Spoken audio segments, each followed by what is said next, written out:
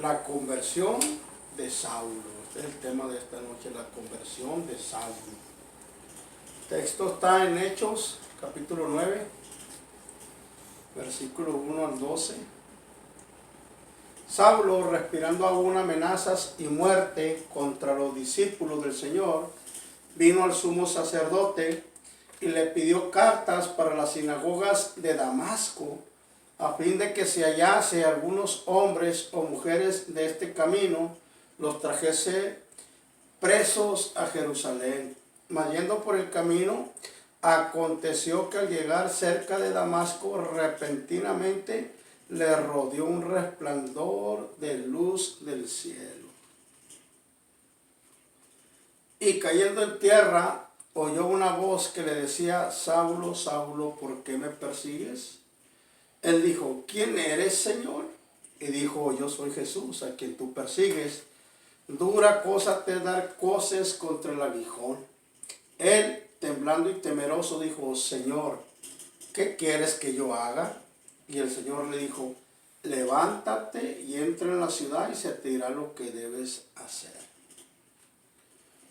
Y los hombres que iban con Saulo se pararon atónitos, oyendo a la verdad la voz, mas sin ver a nadie.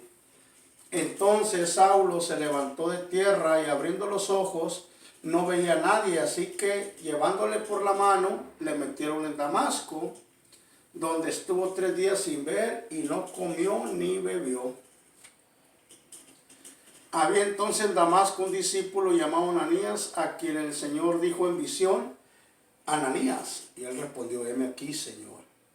Y el Señor le dijo: levántate y ve a la calle que se llama Derecha y busca en casa de Judas a uno llamado Saulo de Tarso, porque he aquí él ora. Y ha visto en visión a un varón llamado Ananías, que entra y le pone las manos encima para que recobre la vista. Si apaga el abanico va a estar mejor.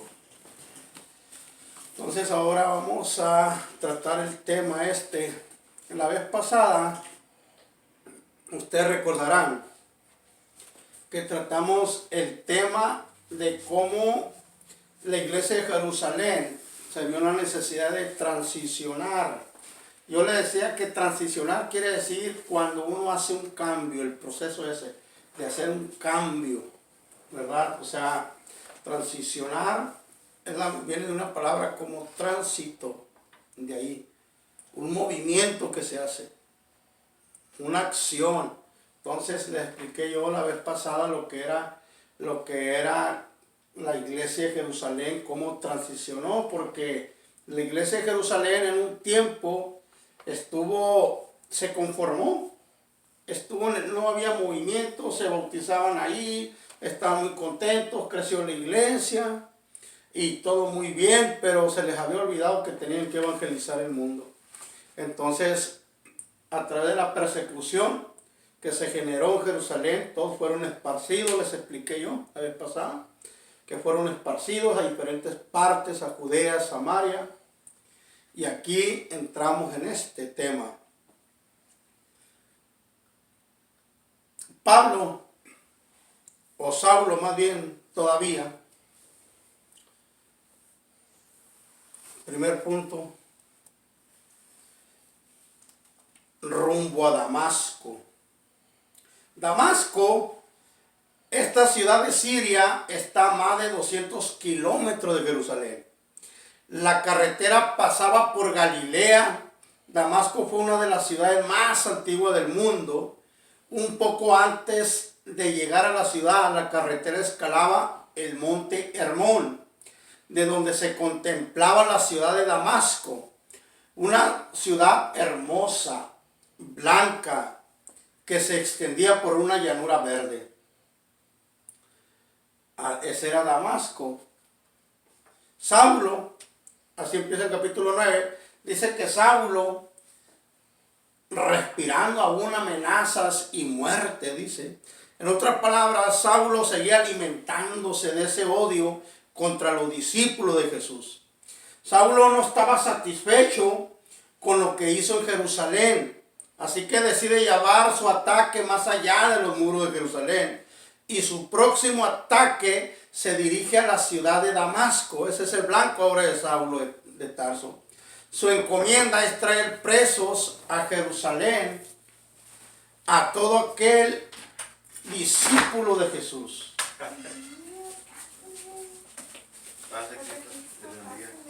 Ese es Saulo de Tarso.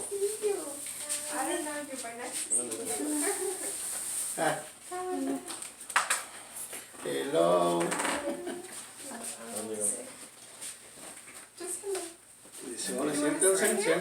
Siéntense.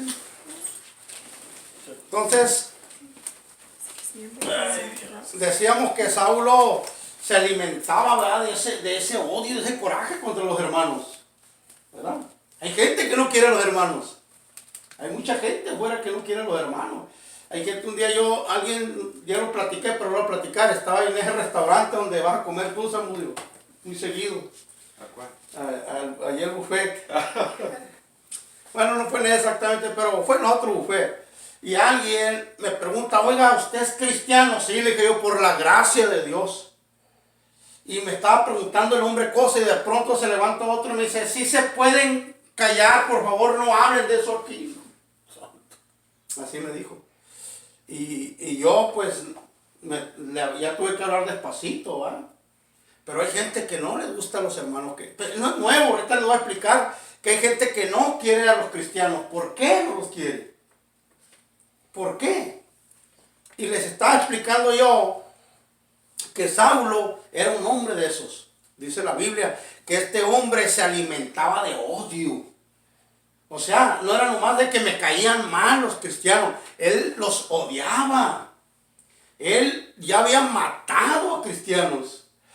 Y los cristianos debemos de tener algo que es muy importante.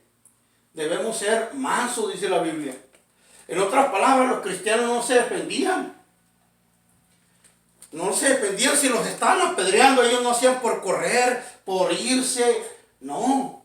Sino que ellos, ¿verdad?, aceptaban eso. Aceptaban eso porque yo creo que entendían que era el tiempo en que debían partir. Entonces Saulo decide, cuando ya entra a Jerusalén y que arrastra a muchos cristianos, dice que los asolaba. Eso quiere decir que brutalmente, imagínense ustedes a viejitas arrastrándolas de las greñas,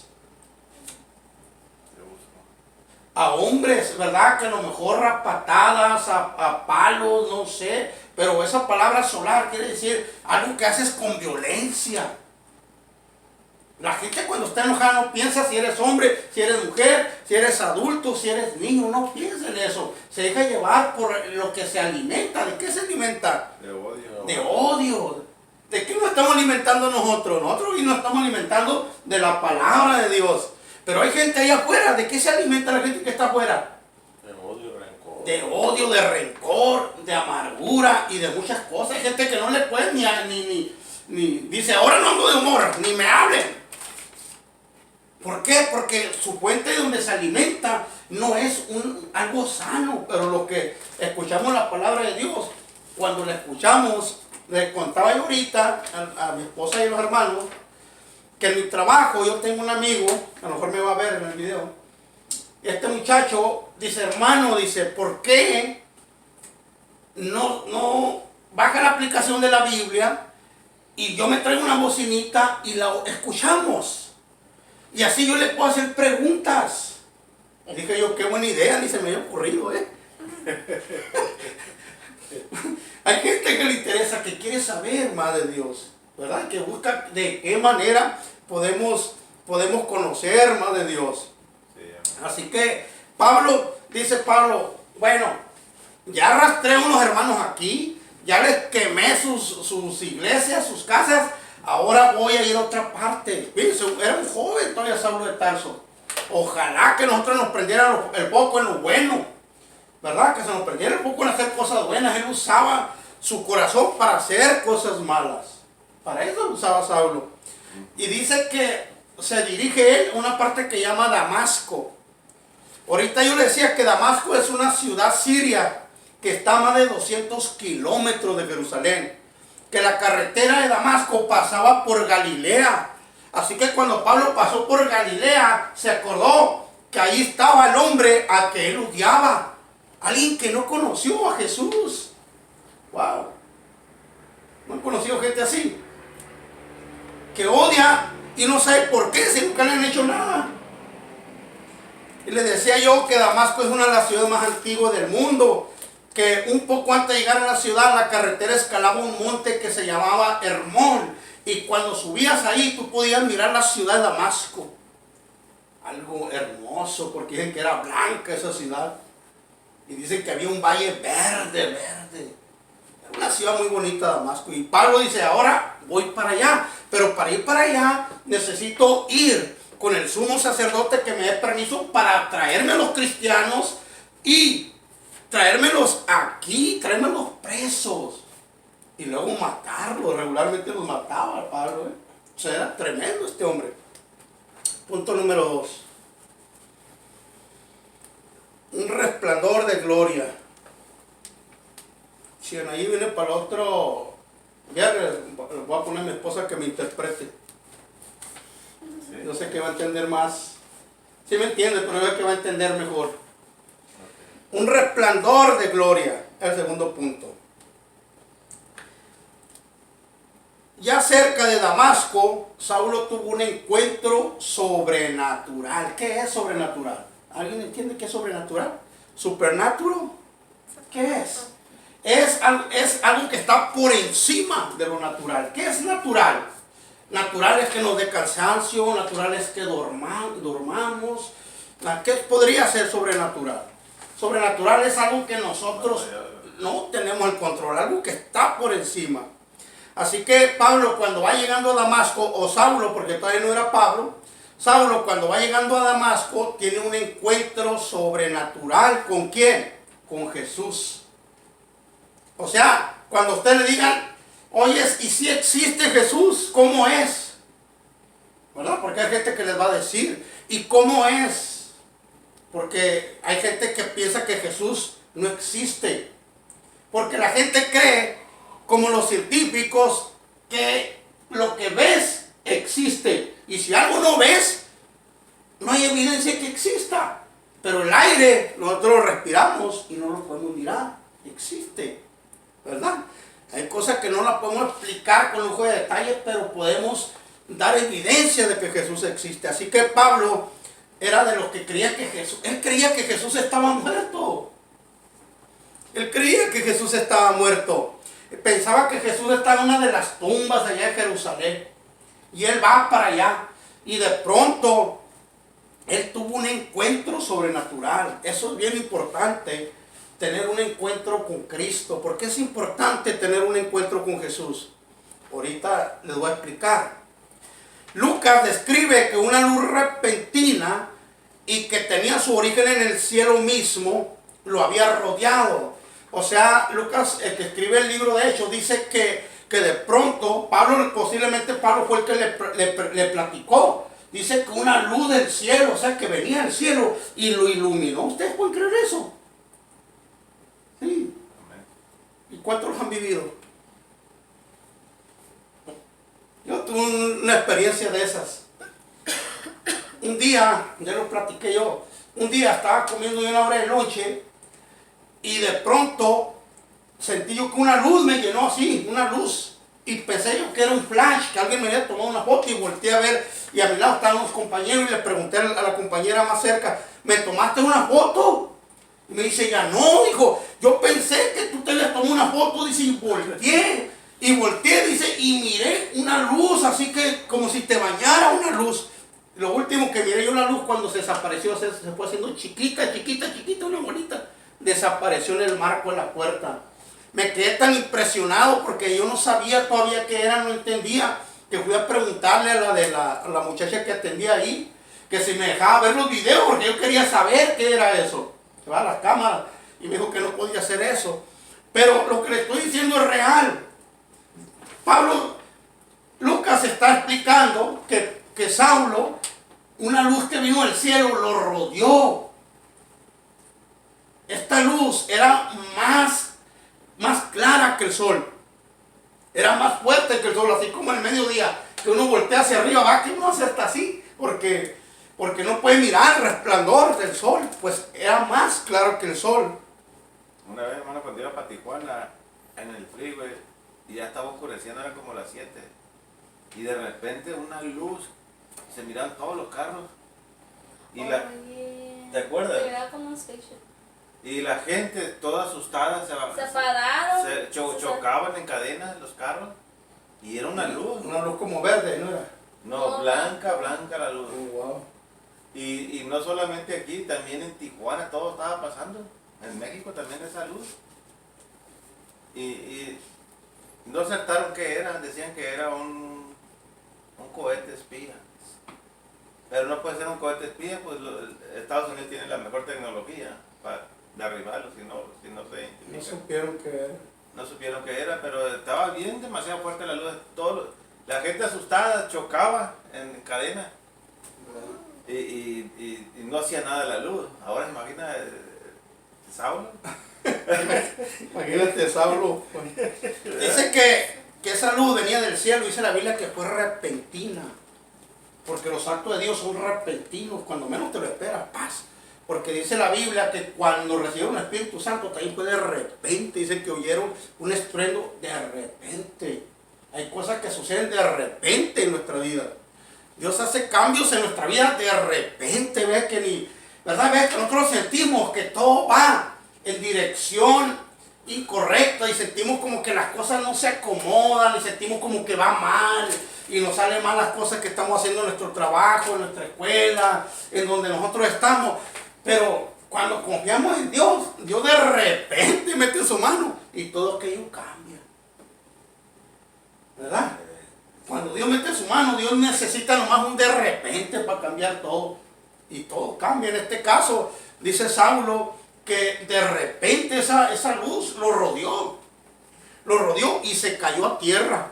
Eso es importante. Se cayó a tierra. ¿Por qué? Porque cuando Dios trata con nosotros, no nos quiere así con el cuello así. Y que miremos así por arriba del cuello.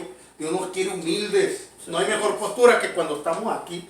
¿Verdad que la mayoría de la gente reconoce a Jesús cuando está sufriendo? Cuando está abajo. Poca gente le da su vida a Jesús cuando está joven, ¿verdad? Muy poca. Y poca gente le da su vida a Jesús cuando tiene dinero, ¿verdad? Muy poca. Poca gente le da su vida a Jesús cuando le está yendo bien. La mayoría de los que estamos aquí tuvimos que ser derribados al suelo. Estar en tierra y reconocer que separados de Dios no podemos hacer nada. Ahí estaba Pablo. Pues Pablo dice que la voz que le habló lo llamó por su nombre hebreo. Era su nombre hebreo, pero en ese lugar se hablaba arameo. Se le llamaba Saulo. Así que esa voz le dice, Saulo, Saulo. Si hay algo que yo le voy a preguntar a Jesús, yo no le voy a preguntar algo de teología. Yo le quiero preguntar cuando yo lo mire, ¿por qué él siempre a la gente le llamaba por su nombre? Imagínate, Francisco, Francisco. Dios 2 veces mencionaba tu nombre, tu mismo nombre. Esa es una de las preguntas que yo quisiera hacerle a Jesús cuando esté frente de él. A ver si se acuerda. Sí, me voy a acordar. Me lo voy a amarrar aquí en el dedo. Un hilito. Oye, hermano, muchos predican ahí de que se cayó del caballo. No miente la No iba el caballo. No miente la verdad. No menciona eso. No menciona el caballo. No, dice que cayó al suelo, pero no dice. Se cayó del caballo, dice el suelo. Entonces, quiere decir que Jesús nos conoce. En donde estemos, Él nos conoce. Y dice un texto que Él nos lleva grabados en la palma de su mano. Cuando se sienta triste, recuerde que usted está grabado en la palma de la mano del Señor. Cuando se sienta solo, acuérdese que usted está grabado en la palma de la mano del Señor.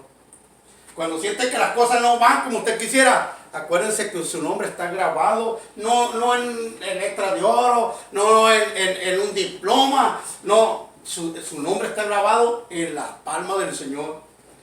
Dice la Biblia que Él va a decir, que cuando le pregunten sus amigos, si esas heridas, cuando diga el pueblo de Israel, que tienes tú en tu mano, y Él va a decir, me las hicieron mis amigos. Ahí estamos grabados nosotros, ¿verdad? No. Entonces Pablo supo que Jesús lo conocía. Él no conocía a Jesús, él odiaba a Jesús, pero Jesús se le aparece y se da cuenta que Jesús está vivo. Y Jesús lo conoce por nombre. Pablo pensaba hasta este momento que él estaba persiguiendo a una secta de fanáticos, de gente loca, ¿verdad? Hasta ese momento él pensaba eso. Pero ahora sabe que es una realidad. Que está persiguiendo el cuerpo de Cristo, porque somos el cuerpo de Cristo. Ya lo hablé en una lección. Nosotros no somos cualquiera, no somos una comunidad, no somos un grupito por ahí. No, nosotros somos el cuerpo de Cristo, lleno del poder del Espíritu Santo. Así que Pablo pensaba que perseguía un par de locos, un grupo de locos. Pero no, estaba persiguiendo el cuerpo de Cristo. Y se metió en problemas porque la cabeza, dice la Biblia, en Colosenses 1:18, que la cabeza de la iglesia es Cristo. Así que él atacaba al cuerpo, pero en el cielo lo sentía en la cabeza. Cuando usted se siente atacado, cuando alguien hable mal de usted, cuando alguien lo señale, acuérdese que hay alguien que está arriba, que siente lo que usted está pasando, que le importa lo que usted está pasando. Cuando alguien habla mal de usted, acuérdese que hay alguien que está en el cielo, que es la cabeza, que siente lo que usted está pasando. Porque Jesús dice, no dijo, ¿por qué los persigues? No, dijo, ¿por qué me persigues? Y Pablo se asustó. Dijo, ¿quién eres, Señor? ¿Cuándo te estoy persiguiendo?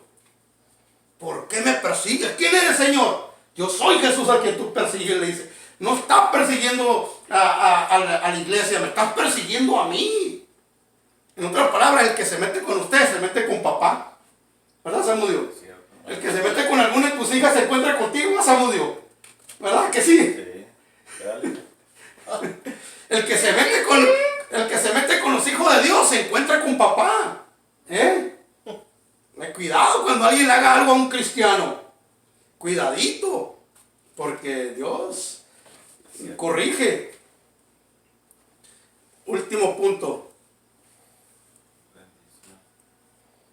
Jesús, rendición, en español es rendición total. Jesús no pretendía destruir a aquel joven arrogante, a Pablo. Más bien esperaba que Saulo depusiera las armas y se rindiera. Porque yo les expliqué la vez pasada que Pablo era un hombre que hablaba más de 30 idiomas. Él estaba en el Sanedrín. Se cree que él está en el Sanedrín. Entonces, no era cualquier hombre hablar de Pablo, era hablar de un hombre que sabía. Él decía que había crecido a los pies de Gamaliel. O sea, uno de los maestros, de los grandes rabinos. Allí estaba Pablo. Así que el Señor no quería destruirlo, porque Él no quiere, dice que Él no quiere la muerte del que muere, sino que todos procedamos al arrepentimiento. Entonces, ¿qué quería de Pablo? Que Pablo se rindiera. Eso es lo que quiere el Señor de nosotros, que nosotros nos rindamos ante Él con todo nuestro corazón. Dios quiere que nosotros nos rindamos totalmente. ¿Qué quiere decir eso? Que usted no reserve una parte que diga, como me decía un amigo mío, ¿y qué pasaría ahí donde trabajo? ¿Qué pasa si yo me hago cristiano, pero a mí me gusta mucho el baile? ¿Me puedo ir un viernes al baile? ¿Verdad? Yo entiendo lo que ellos quieren decirme, pero cuando tú tienes un encuentro con Jesús de verdad, te rindes totalmente. Ya no te importa el mundo, no te importa, ¿verdad?, lo que el mundo te pueda ofrecer, porque sabes tú que no se compara con las riquezas en gloria. Amén. ¿Verdad? Entonces, el Señor lo que quería es que Pablo se rindiera totalmente, con todo su corazón. Y Pablo estaba temblando y temeroso. Ya para si no, hasta yo. Ya ves lo que dices tú, que cuando miraron esa luz, la gente asustó. Chocaron. Imagínate esa luz con la que encontró Pablo. Así se miraba la luz como la lámpara blanca la luz. Sí. Qué tremendo. Dice Pablo, Pablo ya se había convertido a Cristo. Y hay que hacer las preguntas exactas, Pablo. Dice Pablo, ¿qué quieres que haga, Señor? Ya tenía otra actitud. ¿Qué quieres que haga, Señor? ¿Cómo sabía que Jesús quería que hiciera algo? Se le convenía, ¿no?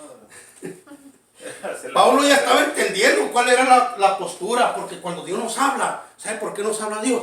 Porque quiere algo de nosotros.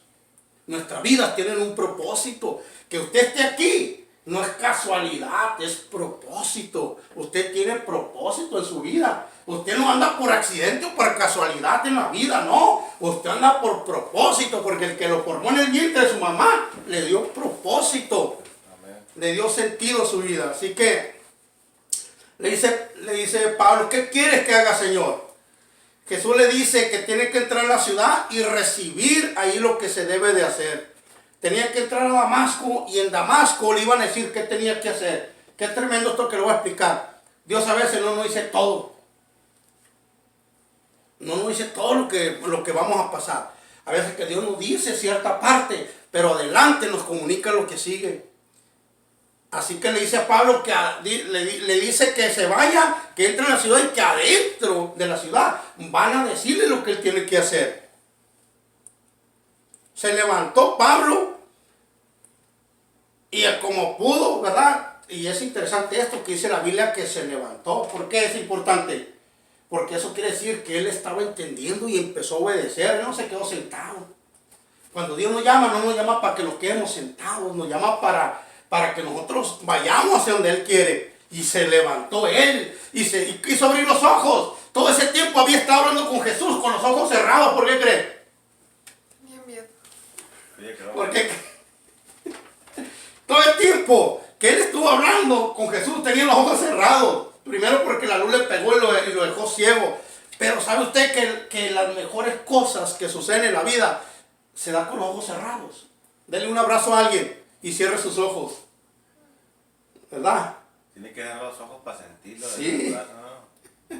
Sí. Porque no puede estar abrazarlo y voltear para todos lados. No. A ver quién lo está mirando. ¿Verdad, mi amor? Ahora Pablo lo llevaban de la mano, ya no era aquel rabino, ¿verdad? Tan orgulloso. Ahora lo llevaban de la mano. Chiquito. Como un niño chiquito, así lo llevan a Pablo de la mano. Haga de cuenta un león que le cortaron las garras, que no puede ni caminar y que ahí lo llevan. Así iba Pablo. Ahí en Damasco, ya voy a terminar. Ahí en Damasco tenía un discípulo del Señor. Ese discípulo se llama Ananías. Y Ananías le iba a decir lo que tenía que hacer. Qué tremendo lo que es el poder de Dios. Y yo creo que nosotros deberíamos de conectarnos y rendirnos ante Dios. ¿Sabe para qué? Para que Dios pueda usarnos. ¿Sabe por qué? Porque a Ananías Dios le habló y le reveló lo que estaba pasando. Y le dijo que iba él a orar por Pablo. Sabía que Ananías era un discípulo nomás. No era apóstol, no era evangelista. Era un discípulo. Y le dice el Señor que vaya y que ore por él. ¿Se imagina? Que Dios le hable, que Dios te hable esa modo y que te diga, quiero que ores por Donald Trump. Y tú vas a decir, no, ¿cómo? ¿Quién soy yo? Y menos por ese hombre, vas a decir tú. Ya ves cómo nos trata, vas. Y luego en inglés o en español, ¿sabes? Dios te da la Para que sabiduría. entienda a Trump, le voy a tener que orar en inglés. Como dice usted, Dios me va a dar la sabiduría para hablar en inglés. Así que primero, esto se lo va a platicar o se lo va a comentar en la siguiente parte, la siguiente viernes. Pero este hombre llega Pablo a Damasco y Dios ya platicó con ese hombre y le apareció una visión. Así trabaja Dios. ¿Podrá Dios hacer lo mismo? ¿Revelarnos cosas todavía a nosotros? ¿O será solamente a los que tienen cierto grado en una iglesia? A los que tienen ciertos títulos. A todos. Bueno, que tienen ciertos años, ¿verdad? Que a todos. Eso que a todos. A todos Dios nos habla, pero ¿qué tiene que haber en nosotros? ¿Qué tenemos que hacer? Rendirnos totalmente a Dios. Que el Señor mire que estamos rendidos, muertos al pecado. ¿Verdad? Porque a veces ¿sabe cómo es? Cuando nosotros no estamos rendidos en un área? Si somos corajudos, el Señor nos pone a alguien que nos haga enojar. Y no batalla mucho para que el apellido salte, ¿verdad? Sí, es cierto. Si no somos pacientes, el Señor nos pone a alguien que, ¿verdad? Que la paciencia nos llega hasta aquí con la paciencia, ¿no? Entonces, así se sabe. Pero cuando está rendido esa persona, está muerta todo eso. Entonces Dios necesita a alguien que esté muerto a eso. ¿Para qué? ¿Se imagina usted el impacto que tuviéramos en esta ciudad si usted y yo nos rindiéramos? Las cosas que Dios iba a poder hacer con nosotros. Las cosas que iba a hacer en nuestra familia, en nuestro hogar, con los que nos rodean en el trabajo. ¿Se da cuenta? Llega este hombre, esto lo voy a platicar con mejor detalles el viernes. Llega este hombre, le pone la mano y se le caen las escamas, ¿se da cuenta? Y a veces nosotros vamos con miedo a orar por alguien, sin saber que ya Dios estuvo trabajando con esa persona tanto tiempo. ¿Verdad? Ya Pablo iba sin garras, y que él tenía miedo. Pero fue y le puso las manos, oró por él y dice que se le cayeron como escamas. Y ya pudo ver Pablo después de 3 días. Unas capotas. Y me gusta lo que dice la Biblia, le dice Dios a Ananías, ve porque él ora. Wow. Cuando una persona ora, quiere decir que hay un cambio en ella. Voy a invitar a que se pongan en pie. Vamos a hacer una oración.